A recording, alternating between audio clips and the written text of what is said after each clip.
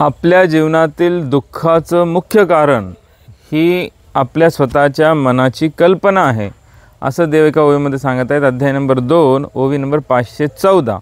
देव म्हणतात, भवभयाचे कारण मन कल्पना मुख्य जान, त्या मनाचे करावया निरोधन, सद्गुरु वचन निजनिष्ठा.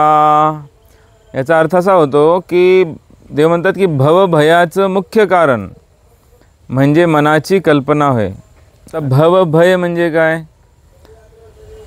भवभय म्हणजे या संसारातील दुःखाचं भय. कोणते दुःख आपल्याला मुख्य आहेत? 4 मुख्य दुःख आहेत. जन्म, मृत्यू, जरा, रोग. म्हणजे म्हातारपणाचं दुःख, रोगाचं दुःख, मरणाचं दुःख आणि जन्माचं दुःख. या 4 दुःखांचं निर्मूलन, या 4 दुःखांचा नाश म्हणजेच भवभयाचा नाश. आता हे 4 दुःख जे आहेत हे शरीराशी निगडीत आहेत. म्हणून जोपर्यंत आपल्या मनामध्ये देहबुद्धी आहे तोपर्यंतच हे सर्व दुःख आपल्याला आहेत.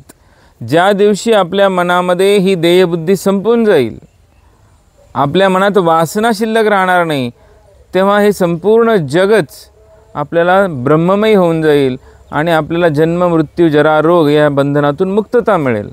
म्हणजेच या भवभयाचा नाश होईल, संसाराच्या दुःखाचा नाश होईल. म्हणूनच मनाची अवस्था हेच सगळ्यात महत्त्वाचा विषय आहे. म्हणून मनाची अवस्था जर आपण निर्गुण निराकार परब्रह्माकडे लावली, सतत त्याचं चिंतन केलं, तर एक दिवस आपल्या मनामध्ये फक्त आणि फक्त तो परब्रह्म, निर्गुण निराकार परब्रह्म राहील, बाकी सर्व काही संपून जाईल. म्हणूनच देव पुढं म्हणतात की ह्या मनाचं निरोधन करायला, म्हणजेच या मनामध्ये भौतिक विषय न येण्यासाठी देव म्हणतात सद्गुरु वचन निजनिष्ठा.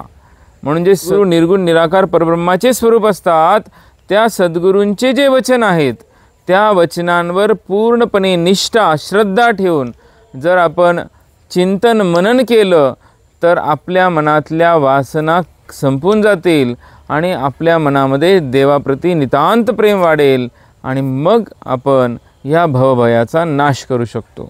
म्हणून अशा प्रकारे या ओवीमध्ये देवाने दुःखाचंही कारण सांगितलेलं आहे आणि त्या दुःखाचा नाश करण्याचा उपाय देखील सांगितलेला आहे.